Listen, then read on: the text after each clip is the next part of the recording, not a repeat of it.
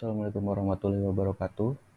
Nama saya Dimas Permadi dengan NIM 41320120098 dari jurusan Teknik Mesin akan melakukan review jurnal yang berjudul The Material Science Behind Sustainable Metals and Alloy.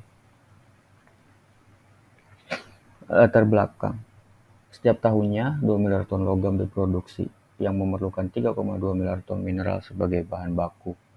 Dalam proses ini, dihasilkan sejumlah besar produk sampingan seperti limbah dan residu yang jumlahnya jauh melebihi volume logam itu sendiri, sehingga dapat dipastikan besarnya dampak buruk yang dihasilkan untuk lingkungan. Abstrak.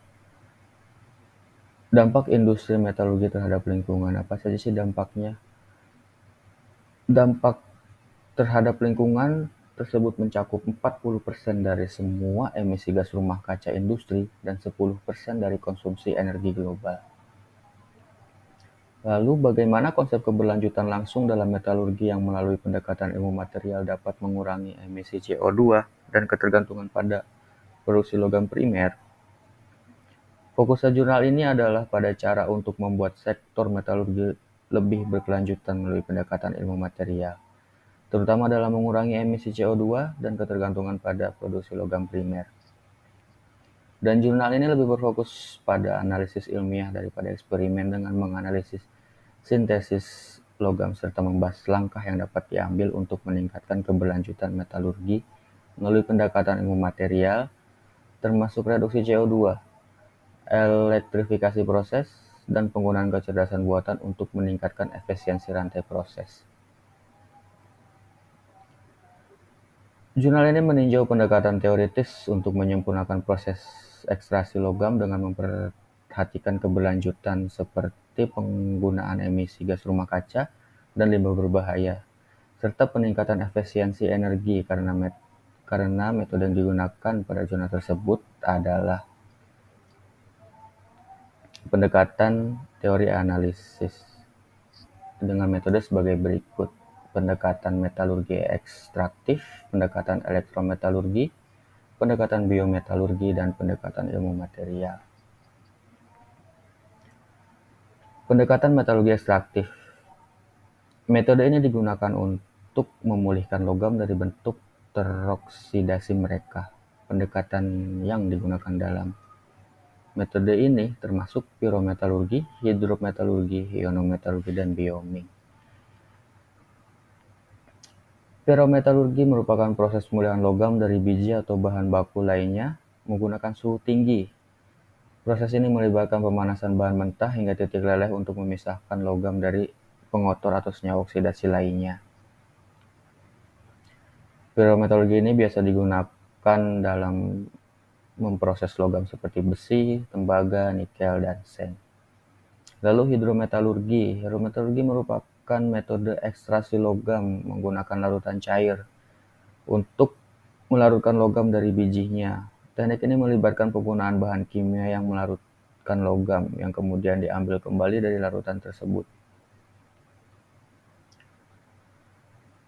Metode ini biasa digunakan untuk logam seperti emas, tembaga, seng, dan uranium.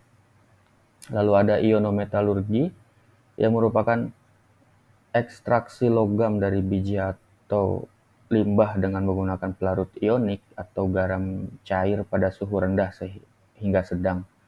Ini adalah bentuk dari teknik hidrometalurgi yang menggunakan media pelarut berbeda. Lalu ada bioming.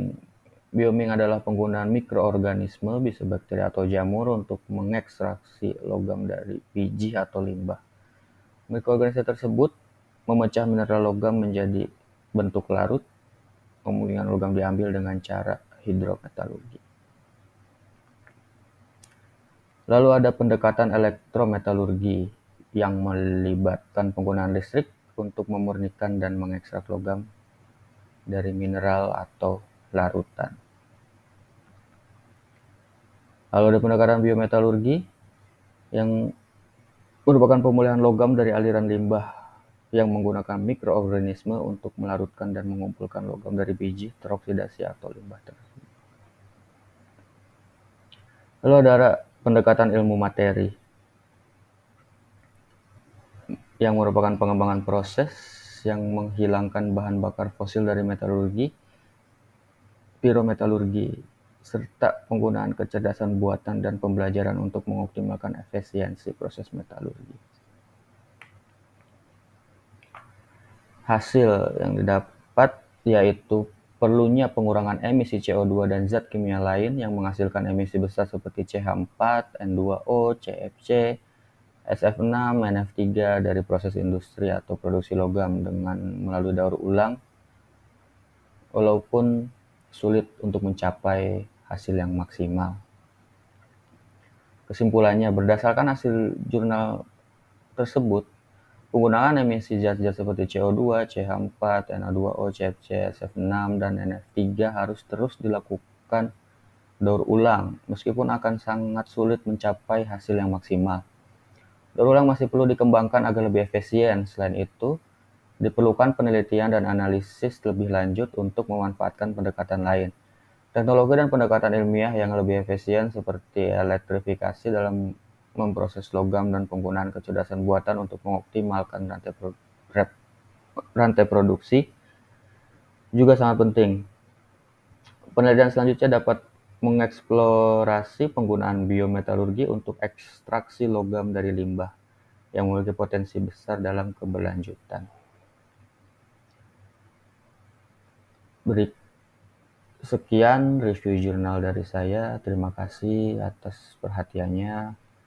Wassalamualaikum warahmatullahi wabarakatuh.